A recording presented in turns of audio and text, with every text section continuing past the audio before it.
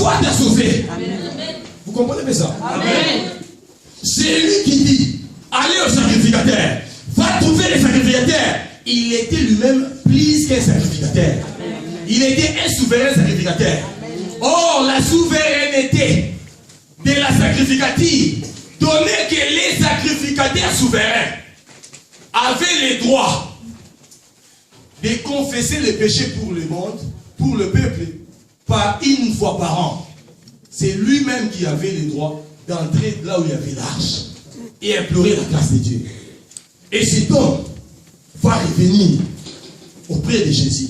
Pourquoi? Parce que si nous allons là-bas, les sacrificateurs vont d'abord nous arrêter pendant 14 jours pour constater si nous sommes guéris. Et si nous ne sommes pas guéris, quelle sera maintenant la position du peuple à notre égard? Il risque de nous lapider. Il risque de nous tuer. Voilà pourquoi je n'ai pas besoin de partir. Parce que le Seigneur Jésus lui-même allait à Jérusalem. Vous comprenez bien ça? C'est mieux d'aller avec lui. Parce que s'il y a des dangers là-bas, il va combattre pour moi. Amen. Je regrette. Amen. Alléluia. Vous comprenez bien? Parce que quand nous avons lu, la Bible dit ceci. Le Seigneur se rendait à Jérusalem. Mais il nous dit, allez à Jérusalem chez les sacrificateurs. Puisque lui-même va aussi à Jérusalem. Pourquoi ne pas aller avec lui? Amen. Et le Seigneur était l'erreur. C'est ça la puissance de la foi. Amen. Et cet homme avait la foi. Amen. Vous avez bien aimé. J'ai l'habitude de dire ceci. La Bible déclare ceci. Rien n'est impossible à Dieu. Amen. Et rien n'est impossible à celui qui croit. Amen. Si on peut faire un syllogisme, cela veut dire, si rien n'est impossible à Dieu, rien n'est impossible à celui qui croit. Cela revient à dire que celui qui croit est semblable à Dieu. Amen. Celui qui croit à la nature de Dieu, il peut appeler à l'existence des choses qui n'existent pas, comme Dieu le fait. La foi nous révèle de la nature de Dieu. C'est pourquoi si nous lisons dans la Bible, c'est lui qui avait l'image de Dieu en premier, Adam, avait le pouvoir de nommer tous les animaux. Parce que l'image de Dieu te rend semblable à Dieu, te donne la possibilité de faire des déclarations qui s'accomplissent, de faire des choses qui marquent ta génération. Et cet homme a dit non, je ne partirai pas sans toi. Bien aimé, souvent dans la vie, il faut savoir rester à côté de Jésus. Il ne faut pas partir. Il y a des choses qui nous font éloigner de Jésus. Mais si nous avons la révélation, nous y resterons toujours. Il y a des choses qui arrivent, qui nous éloignent de l'église. Mais si nous connaissons le Seigneur, si nous avons la révélation des choses, nous allons y retourner. Amen. Alléluia. Amen. Le Seigneur dit, allez vous montrer auprès des sacrificateurs. Entrez dans la ville. Parce qu'il y avait déjà une loi qui disait qu'un lépreux ne pouvait pas entrer dans cette ville. Mais lui, il nous dit d'aller à Jérusalem, d'entrer. Si à Samarie, on ne pouvait pas y entrer, si dans d'autres petites villes environnantes, on était interdit d'y entrer, c'est-à-dire qu'il y avait une limite dans la vie de ces gens-là. Ces gens-là ne pouvaient pas entrer dans d'autres villes. Il y avait des villes qui étaient interdites aux lépreux d'y entrer. C'était plus difficile. Les lépreux ne pouvaient pas aller n'importe où. Leur situation, leur état donnait beaucoup de limites. Même s'ils ont envie d'aller à Jérusalem, ils ne pouvaient pas y entrer. Parce qu'ils étaient lépreux. S'ils se regardaient, ils disaient non. Les jours où je serai guéri, j'entrerai. Parce qu'il y avait des limites. Voilà pourquoi je vais dire à quelqu'un, aujourd'hui Dieu est venu briser des limites. Amen. Dieu est venu briser des histoires qui t'empêchent. Amen. Là où tu ne pouvais pas entrer, aujourd'hui Dieu est capable. Amen. Dans les petites villes, il y avait interdiction. Mais le Seigneur, le souverain sacrificateur, lui il dit, allez maintenant à Jérusalem, entrez dans la grande ville. Parce qu'il a brisé les limites de ces gens-là. Et il pouvait entrer dans cette grande ville. On m'a refusé dans une petite ville. Mais le Dieu qui m'a appelé, m'a établi. Et il m'a dit d'entrer dans la grande ville. C'est pourquoi il y a d'autres situations qui ne peuvent pas faire tomber notre foi. Parce que si je comprends que toutes ces situations ne sont rien devant ce que le Seigneur dit. Le Seigneur Dieu dit ceci. Il dit, le Seigneur Jésus dit, allez maintenant à Jérusalem. Il savait bien que ces gens étaient de près. Et qu'il y avait des lois qui interdisaient leur entrée dans le ville, de peur d'être lapidés. Et ces jours-là, c'était les jours de l'affranchissement. C'était les jours de la libération. C'était les jours de la liberté, les jours de la délivrance. Amen. Parce que même ceux qui n'étaient pas capables de les accueillir dans les petites villes vont commencer à regretter parce qu'ils sont déjà entrés à Jérusalem. Amen. Parce que si tu m'as refusé l'entrée dans ta petite ville, si je suis déjà à Jérusalem, tu m'acceptes ou pas, je suis déjà entré. Amen. Le Seigneur leur a donné un permis de séjour à Jérusalem.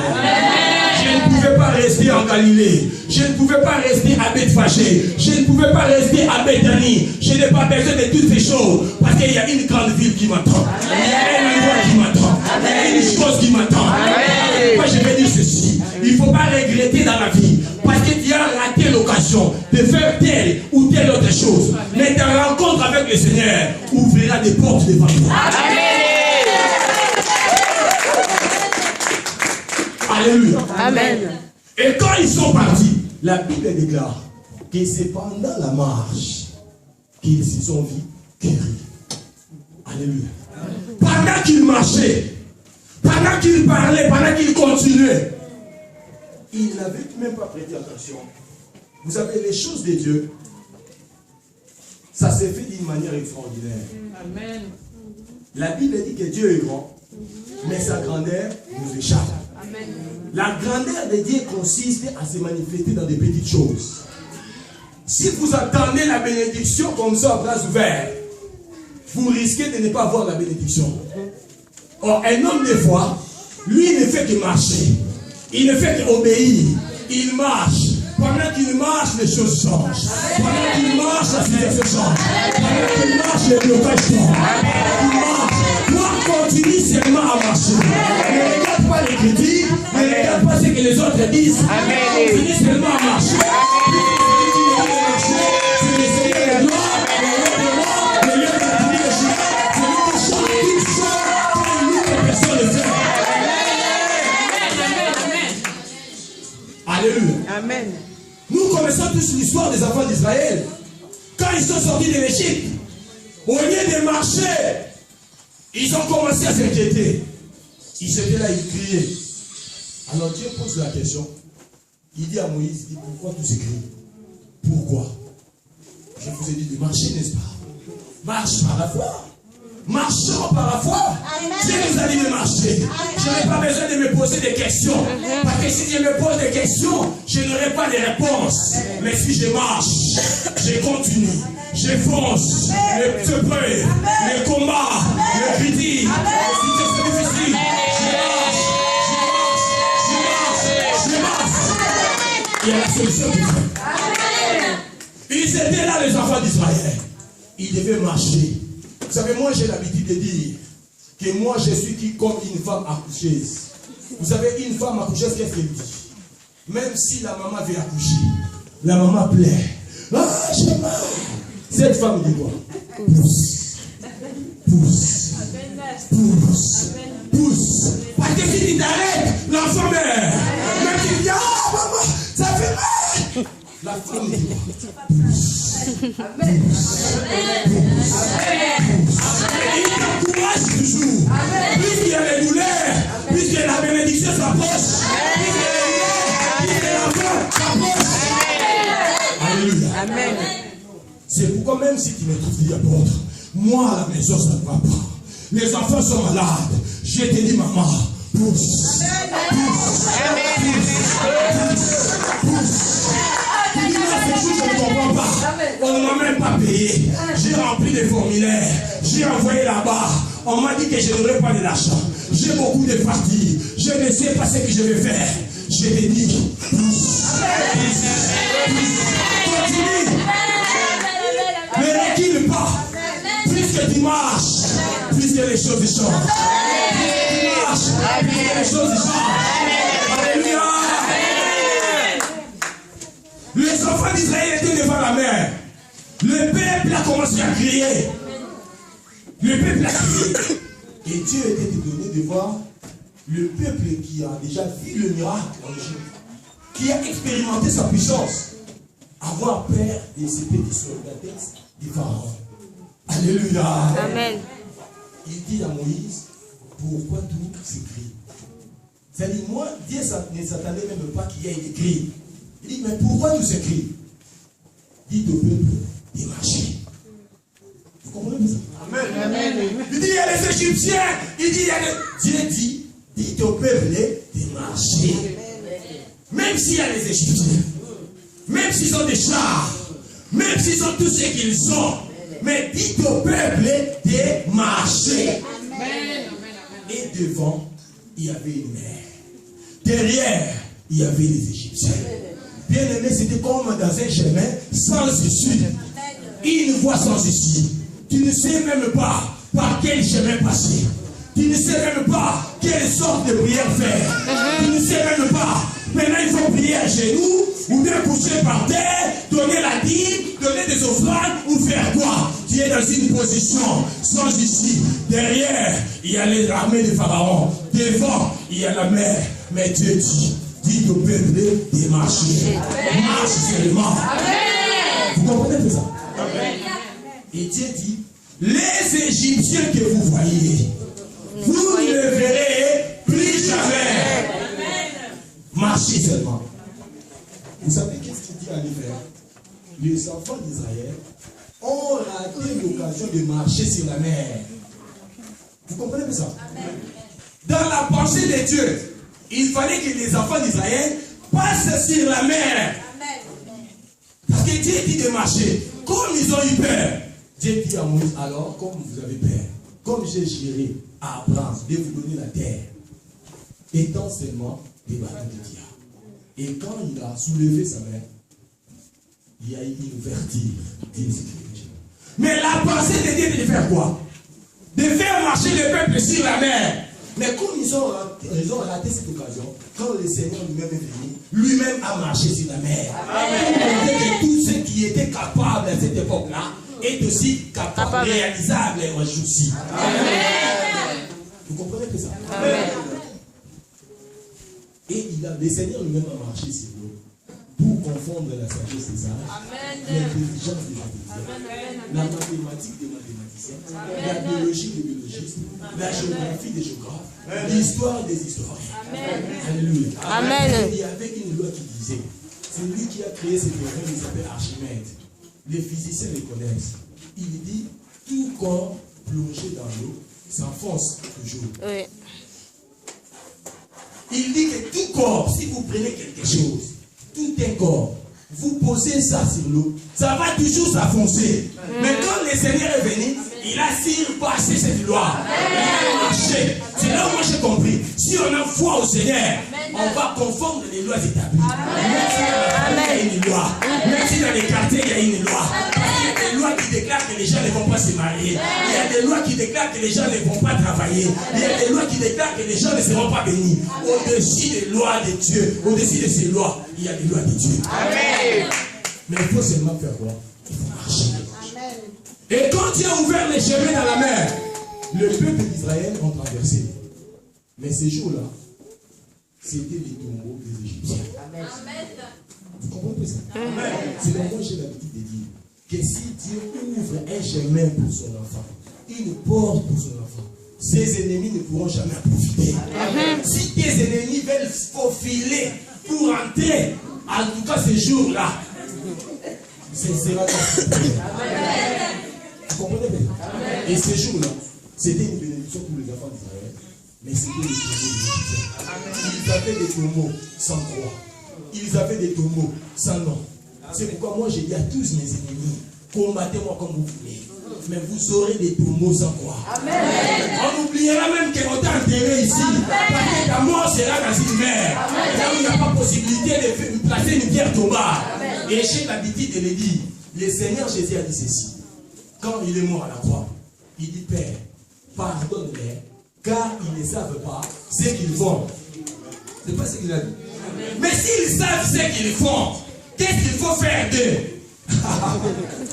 Père, pardonne mes ennemis, car ils ne savent pas ce qu'ils font. Mais si toi tu sais ce que tu fais, je vais dire comme le frère Alain Molo a dit, je vais te copapa, yo te copapa.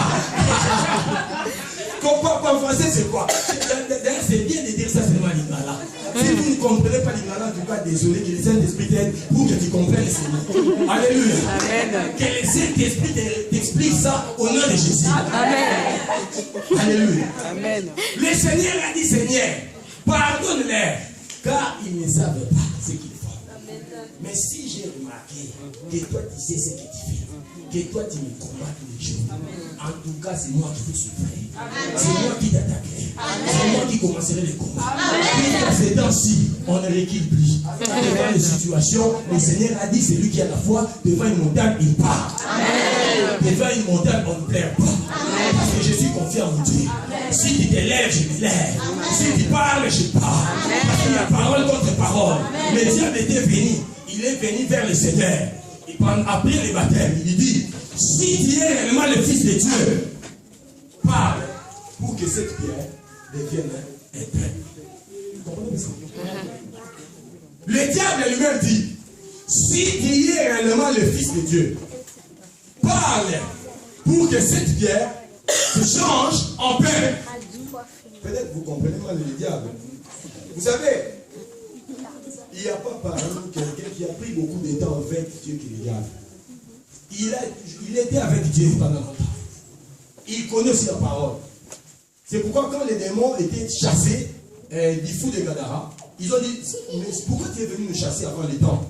Parce qu'ils connaissaient des temps, ils connaissaient la parole, et ils savaient qu'il y a un temps au cours duquel ils devaient être liés pendant 1000 ans, les milléniums, et que le Seigneur était venu avant les milléniums. Vous comprenez ça? Mais le diable, c'est lui qui connaît Dieu.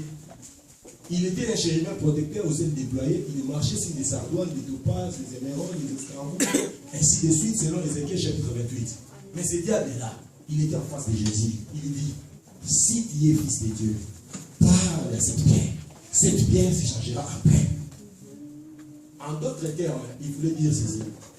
Pour savoir que tu es le fils de Dieu, moi je sais que le fils, il a le pouvoir avec sa parole de changer des situations semblables de père, de devenir comme un père. Vous comprenez? Celui qui est fils, s'il parle, la chose change. Mais pour que je croie que toi tu es le fils, il faut qu'il y ait des effets dans ta parole. Parce que c'est lui qui est fils de Dieu. Quand il parle, la chose change. Vous comprenez? Ça c'était la déclaration du diable. Il dit, si tu es le fils, c'est inconditionnel. Si tu es fils de Dieu, tu parleras. Et cette pierre se changera en pain. Mais ce qui était difficile, je me suis posé des questions. Pourquoi le diable n'a pas dit que la pierre change en loi, que ça change seulement en pain? Parce que d'abord, le Seigneur était en chair. Même si ça change en pierre, il ne va pas manger. Mais s'il change la pierre en pain, c'est que c'est le diable qui va manger ça. C'est-à-dire, le diable voulait faire au Seigneur quelque chose pour son intérêt. Vous comprenez ça? Amen. C'est pourquoi moi j'ai l'habitude de dire que même dans l'église, si tu n'es pas souple, tu n'as pas le discernement, le diable peut te faire des choses. Toi tu penses que c'est pour la gloire de Dieu, or tu es en train de combattre l'œuvre. Tu n'as pas bien compris. Amen. Le diable dit au Seigneur, change cette prière en pain. Mais le Seigneur derrière, la Bible dit n'est tente personne. Et il est lui-même tenté par personne. Le Seigneur a été tenté comme homme, non pas comme Dieu. Parce que Dieu n'est tenté par personne. Toutes les situations, toutes les tentations, les épreuves que le Seigneur a surmontées, il les a surmontées comme homme. C'est pourquoi nous qui sommes hommes, nous n'avons pas raison de dire à Dieu, moi je suis tombé parce que je suis homme. Il te dira, moi aussi j'étais homme comme toi, j'ai surmonté ces choses. Amen. Vous comprenez? Amen. Je ne sais pas si tu m'as dit ça. Parce que la Bible dit Dieu ne tente personne. Et lui-même, il est tenté par personne. C'est-à-dire Jésus a été tenté non comme Dieu, parce que Dieu n'est tenté par personne. Il a été tenté comme homme. Et il les a surmontés tout en étant homme. Et le diable dit, change cette pierre en pain. Parce que lui, il gênait. Il ne pouvait pas manger. Et le diable allait en bénéficier. Si le Seigneur le fait, soit disant que je vais manifester la puissance de Dieu, et le diable en bénéficie. C'est-à-dire, si tu n'as pas de discernement, tu peux faire des histoires pour la gloire du diable. Tu penses que c'est pour la gloire de Dieu. Tu peux combattre des gens dans l'église, tu penses que Dieu est en train de servir. Toi, pourquoi tu n'es pas venu à l'église? C'est comme ça qu'on parle aux gens. Non. Ça, c'est pour la gloire de Dieu. Amen. Ce n'est pas pour la gloire de Dieu. C'est pourquoi il y a des gens qui pleurent. Comment on m'aime pas? Tout ce que j'ai fait. Mais tu les fais sans discernement, ça donne l'impression que tu sers le diable. C'est pourquoi tu décourages les gens. C'est pourquoi un enfant de Dieu doit avoir du discernement. Amen. Et le diable a parlé, le Seigneur aussi a fait quoi? A répliqué. Le diable a dit, il est écrit que si tu te jettes par terre, le Seigneur ton Dieu enverra des anges pour que ton pied n'heurte pas le sol. C'est la parole de Dieu, n'est-ce pas? Le diable est venu avec la parole. Il dit, il est écrit que si tu te plonges, tu te jettes, Dieu ne permettra pas que ton pied touche le sol. Et le Seigneur lui dit, il est aussi écrit. Amen. Vous comprenez? Il y a une guerre de paroles. Le diable a parlé, le Seigneur aussi a répliqué. C'est-à-dire, quand les ennemis parlent, nous aussi nous faisons quoi? Nous parlons. Il ne faut pas se taire. Il faut parler. Quand il faut parler, on parle. Le Seigneur lui dit, il est aussi écrit. Parce que le diable souvent vient avec le il est écrit pour nous montrer comment Dieu est injuste. Il peut venir te trouver. Il te dit non. Il est écrit dans ton pays. Il n'y aura ni stérile, ni une femme qui avorte. Mais pourquoi toi tu n'as pas d'enfant? Si tu es terre, tu n'as pas d'enfant. Et toi tu lui diras, il est aussi écrit que Dieu fait chaque chose en son temps.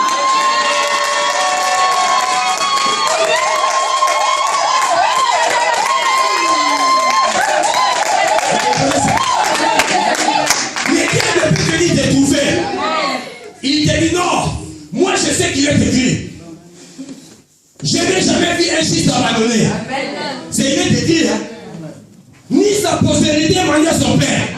Mais pourquoi toi tous tes amis t'ont abandonné? C'est que Dieu était menteur. Et toi tu lui diras, il est aussi écrit que les malais enterrent souvent les justes et les Éternel la délivré toujours.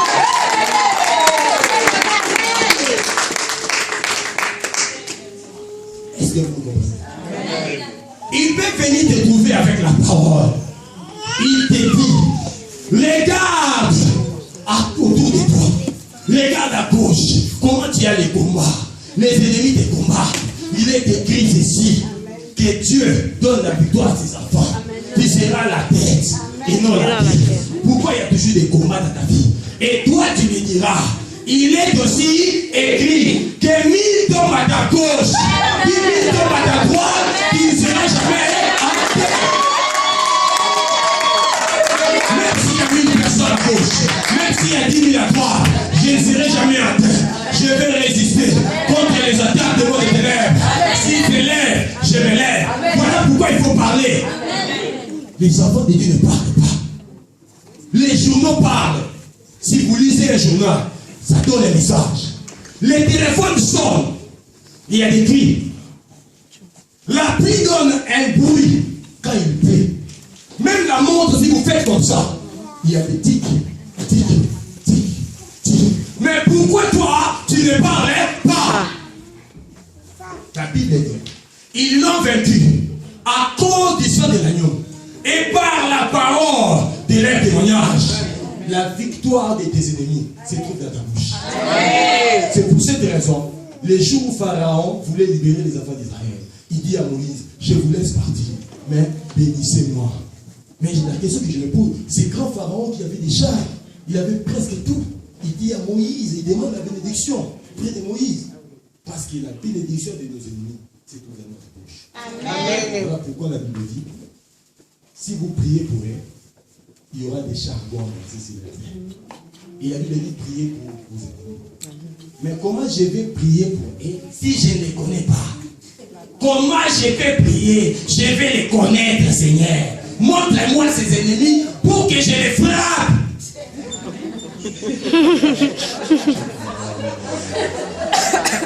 Mais comment je peux prier pour toi si je ne te connais pas? Il faut que je les connaisse et qu'ils me donnent les intentions de prière. Alléluia. Amen. Les temps. Ces temps, c'est l'état des hommes de foi. C'est l'état des gens qui marchent sans avoir vu. Des gens qui marchent par révélation, comme les lépreux. Et si quelqu'un marche par la foi, il croit que Jésus est victorieux. Quelles que soient les situations, quelles que soient les choses, je ne recule pas. J'ai combattu depuis longtemps. Ma jeunesse a été un combat. Mon mariage est un combat. Mes études un combat. Mais je ne repère de personne. Mais je me lève. Moi, je continue de vivre sur ma terre. Rien ne peut me faire reculer parce que Jésus est vivant. Alléluia. Amen. Vous savez, au Congo, nous, on avait un président. Laisse-moi te dire, je vais terminer. Et ce président, ça s'appelait les Maréchal Mobutu. Je ne vais pas parler de la politique, mais je vais te montrer quelque chose. Un jour, il tenait un discours. Et le président de la République, c'est Lingala. Il dit à Lingala, Nadia Kamaye Lingala n'a pas béret rouge. C'est-à-dire, je me confie en mes troupes. J'ai des bérets rouges, j'ai des bérets verts, j'ai une armée efficace. Et il a déclaré à Lingala, Oyekoya et Ya. C'est-à-dire, advienne qui pourra. Parce que j'ai des troupes. Et lui qui n'avait pas de foi, lui qui était un païen, il s'est confié en ses troupes. Et il a déclaré qu'advienne qui pourra. Et moi, aujourd'hui, j'ai dit, j'ai mis mon espoir dans le sang de Jésus.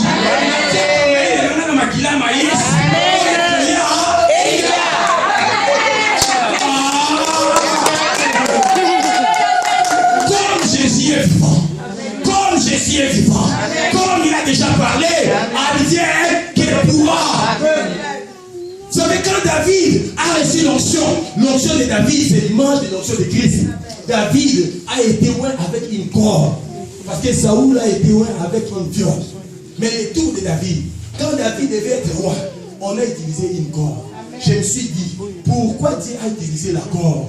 Parce que la corde, c'est une arme défensive pour tous les animaux qui n'ont pas de griffes. Tous les animaux qui ont des griffes se défendent par des griffes. Mais tous ceux qui n'ont pas de griffes, ils se défendent par la corde. Et quand Dieu a utilisé la corde pour mettre de l'huile sur la tête de David, parce que Dieu savait que David aura beaucoup d'ennemis dans sa vie, que David aura beaucoup de difficultés, il aura beaucoup de combats. Même son enfant Absalom allait les combattre. Autour de lui, les ennemis vont se lever. Tout le monde ne va pas accepter sa bénédiction. Tout le monde ne va pas accepter son élévation. Et Dieu a utilisé la corde, qui veut dire que David a reçu l'onction pour le combat. Et l'onction de David, c'est l'onction que nous avons reçue. L'onction que Dieu a reçue, c'est l'onction du combat. L'onction que Dieu a reçue, c'est l'onction de la corde. Si mes ennemis viennent à ma gauche, je sais que sur ma tête, il y a la corde. Quand j'ai la corde, je fais comme ça.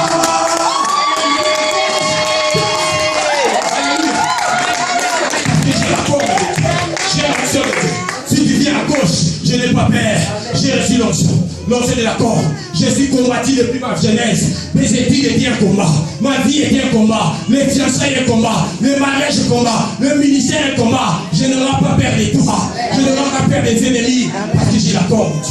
Si vous venez à gauche, vous tu viens comme ça, il sait que. Dis à celui qui a trouvé. J'ai la corde. J'ai la corde. J'ai la corde. J'ai la corde. J'ai été préparé pour le combat. Voilà pourquoi je veux te dire que Dieu t'a préparé pour le combat. Non seulement pour le combat, mais pour la victoire. Quand il y a des situations difficiles, ne recule pas. Marche seulement comme le lépreux. Marche comme le lépreux. Plus tu marches, plus il y a la solution. Plus tu marches, les choses changent. Plus tu progresses, les choses changent. Amen. Amen. Et pour terminer, ces Samaritains est retourné. La Bible dit, il s'est posé maintenant. Il voulait faire quoi? Adorer. Vous comprenez ça? Après cette guérison, il a dit non. Vous savez, il y a des gens qui, après avoir été bénis, ils disparaissent. Comme ça. On a gémi avec lui à Lingala. Quand il est béni, il a commencé à parler de français soutenu. Inexprimable. On a prié à Lingala. On a gêné en créole avec toi. Maintenant, Dieu t'a élevé. Dieu a des français impossibles. Comme quelqu'un de l'Académie française. Quand il te parle, voyez apôtre, ce dernier temps, avec une situation rocambolesque. Ces derniers temps, J'ai reçu des ficotioles coordinatives dans mon corps. C'est pourquoi je n'ai pas le temps de venir. Dieu m'a esquissé. Il y a une impression. Alléluia. Mais moi, je n'ai pas peur de ces mots-là. Il y a un seul nom. C'est le nom de Jésus. Il est au-dessus de tous les noms. Un jour, j'ai prêché en Afrique. J'ai prêché. Un papa est venu me voir. Il dit au apôtre, vous avez été impeccable, formidable. La prédication, c'était fantastique. Mais vous avez fait des fautes grammaticales. On dit, oh. Pendant qu'on prêche la parole, lui, il fait l'analyse grammaticale. Moi, je dis, mais Dieu n'est pas dans ces histoires-là. Dieu est dans la puissance et dans la foi. Amen. Il dit, vous avez très bien prêché. Mais une seule chose, vous avez fait des fautes. La première règle, c'est l'erreur de syntaxe. La deuxième, c'est l'erreur terminologique. Parce que si nous regardons l'étymologie de ces mots, on n'est pas. Sinon, vous avez passé les participes passés. Ça sort un genre et un nombre avec les noms auxquels tu c'est pour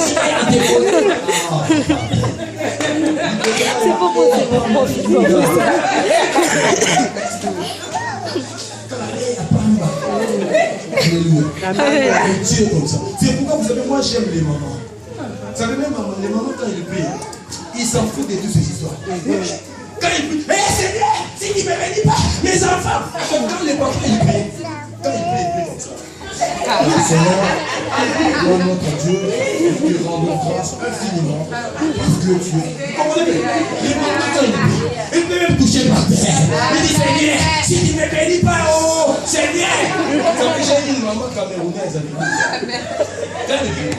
Il dit, Seigneur, si tu ne me bénis pas, oh, il me l'a quand même comment j'ai pas dormi par terre. Et j'aime cette maman quand elle prie. Quand elle prie, elle me donne l'envie de prier. Elle parle comme si elle voit Dieu. Elle parle comme si Dieu est devant elle. Elle parle. Si tu ne me bénis pas, oh, papa, je ne laisserai pas partir. Oh, alléluia. Et quand elle prie, des fois je ouvre les yeux, je regarde. J'ai dit, mais c'est fantastique, formidable. Vous savez, on n'a pas besoin de s'enorgueillir devant Dieu. Quand je suis devant Dieu, s'il faut coucher par terre, je couche par terre. Parce qu'il n'y a que lui qui est de l'exilité. Je n'ai pas besoin de toutes ces choses-là. Vous comprenez que ça? Et quand je suis devant Dieu, je me vois nul. C'est ça un homme de foi. Un homme de foi marche. Malgré les difficultés, malgré les critiques, malgré les temps, il continue à marcher. Parce que c'est lui qui m'a appelé. Il m'a dit de marcher. Et le Seigneur lui-même, comme il allait vers Jérusalem, il m'a demandé d'aller à Jérusalem. C'est qu'il est derrière moi. Nous sommes à la même direction. La question que nous devons nous poser, est-ce que nous allons dans la même direction que le Seigneur? Parce que le Seigneur dit, allez à Jérusalem. Lui-même aussi va vers Jérusalem. Vous comprenez?